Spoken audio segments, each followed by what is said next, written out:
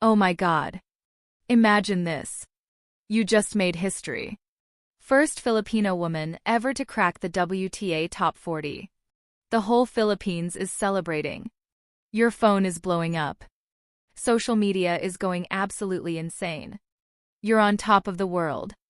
And then, 24 hours later, you step on a tennis court in Doha and get absolutely humbled in straight sets. That's Alex Eala's week. And honestly, this story has everything. The highest of highs, the brutal reality check, and what it really means to compete at the top level of professional tennis. Let me break down exactly what happened, because this roller coaster is wild. February 9, 2026. Alex Eala hits world number 40, the highest any Filipino has ever been ranked in professional tennis history. World number 40. Not top 50. Not top 45. Top 40. This isn't just some random achievement. This is breaking barriers for an entire nation. The Philippines has been waiting for someone to do this. And Alex, our girl Alex, finally made it happen. She got there by making the quarterfinals at the Abu Dhabi Open. And that run, that was work. She fought through tough matches, including that insane comeback against Alexandra Sasnovich, where she was down 0-4 in the third set and saved match point. Down 2-6 in the first, she clawed back to win 2-6, 6-4, 7-6-5. That's the championship mentality right there.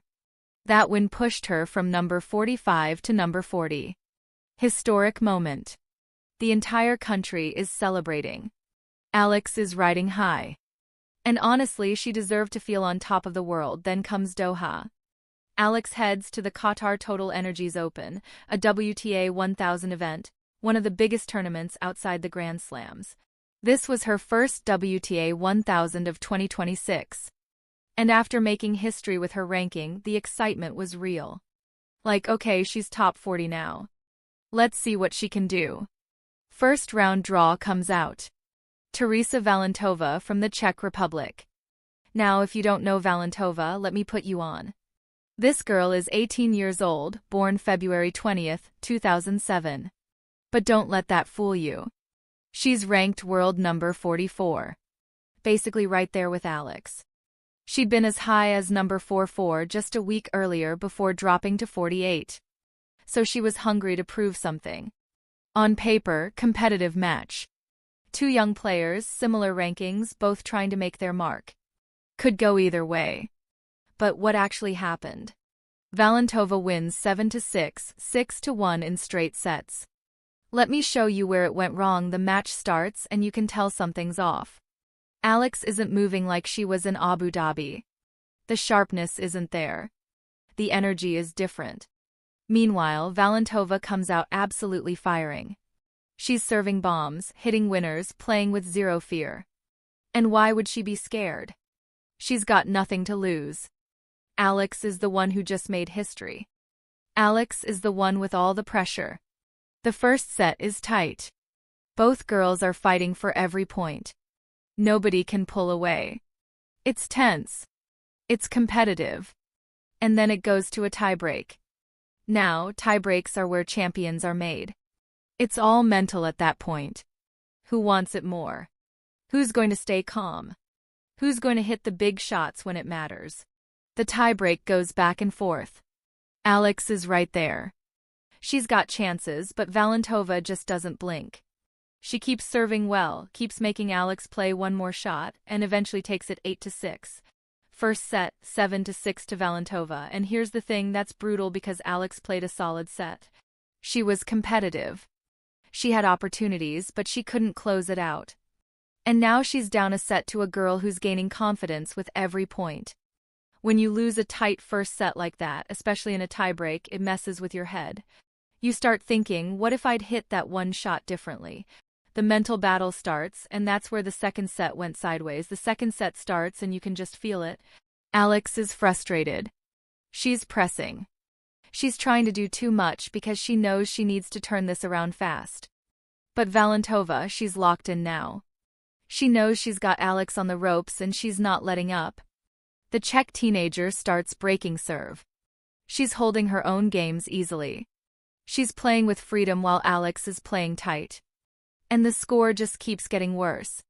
1-0, 2-0, 3-0. Before you know it, it's 5-1 and Valentova is serving for the match. Second set, 6-1. Match over. Valentova wins 7-6, 6-1 in straight sets.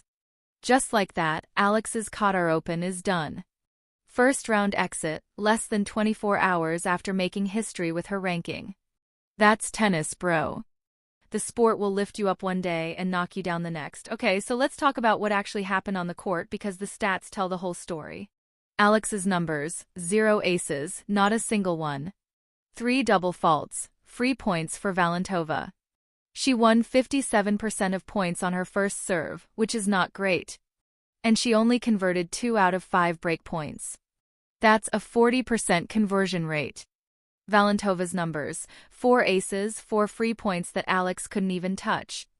3 double faults, same as Alex, so that's a wash. But here's the killer. She won 75% of points on her first serve.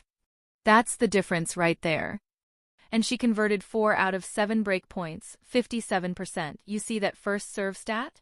57% versus 75%. That's the match.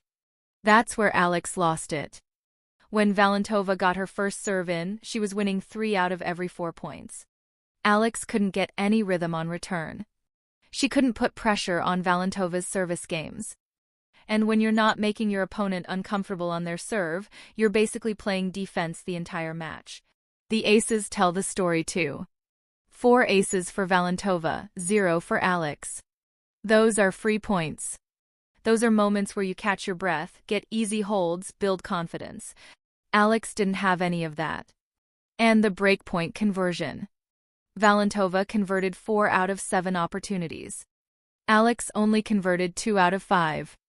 In a tight match where the first set goes to a tiebreak, that's the difference between winning and losing. When you get chances to break serve against someone serving that well, you have to take them. Alex didn't, and it cost her. Now, before we start panicking, let's talk about context because this loss didn't happen in a vacuum.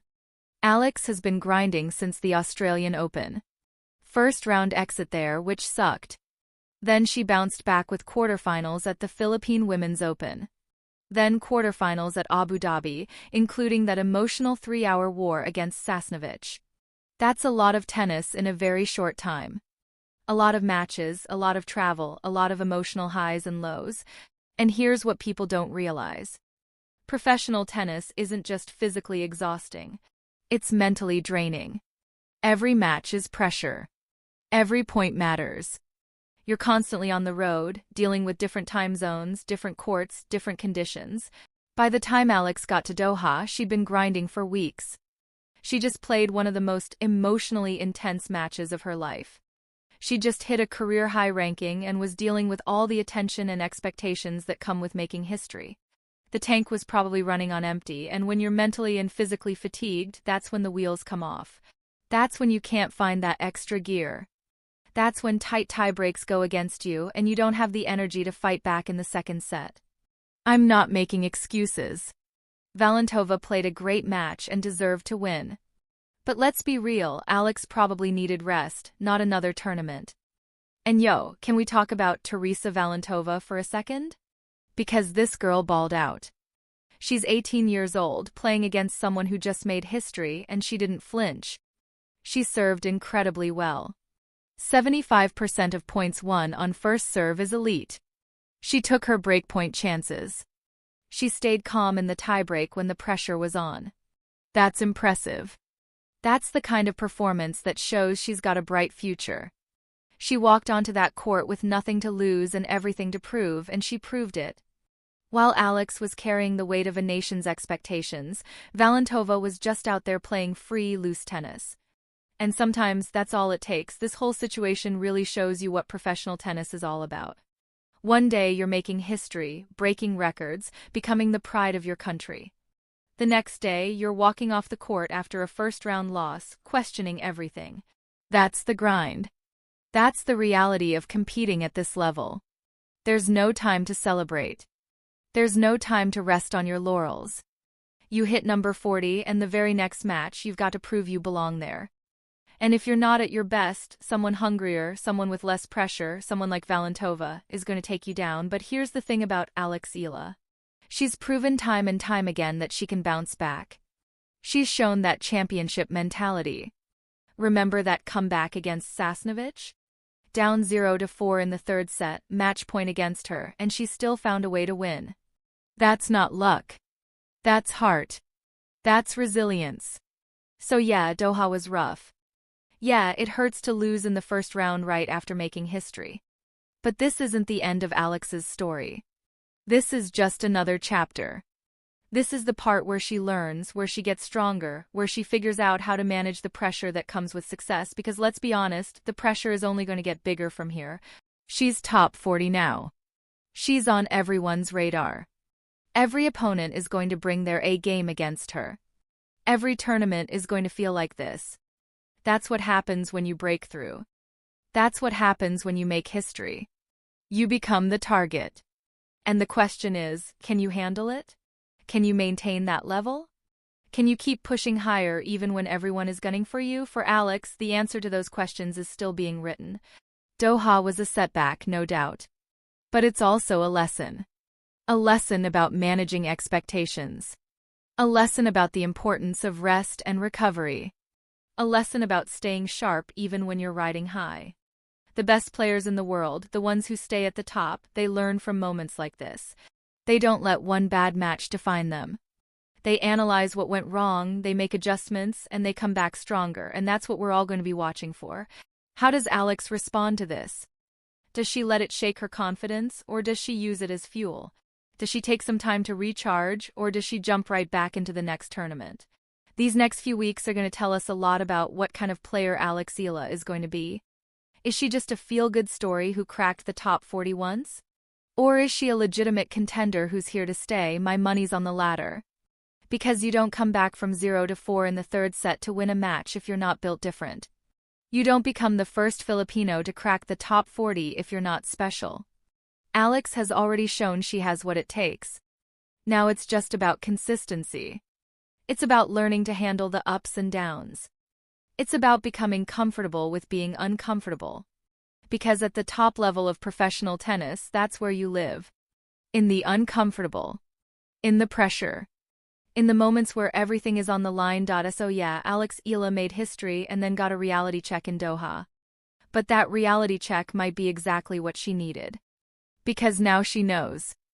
She knows what it feels like to have the weight of expectations on her shoulders. She knows what it's like to face an opponent who has nothing to lose. She knows what it's like to not have your best stuff and still have to compete. And knowing is half the battle. The other half? That's the work. That's the grind. That's getting back in the gym, getting back on the practice court, and getting ready for the next challenge. Because in tennis, there's always a next challenge. And for Alex Eala, the journey is just getting started.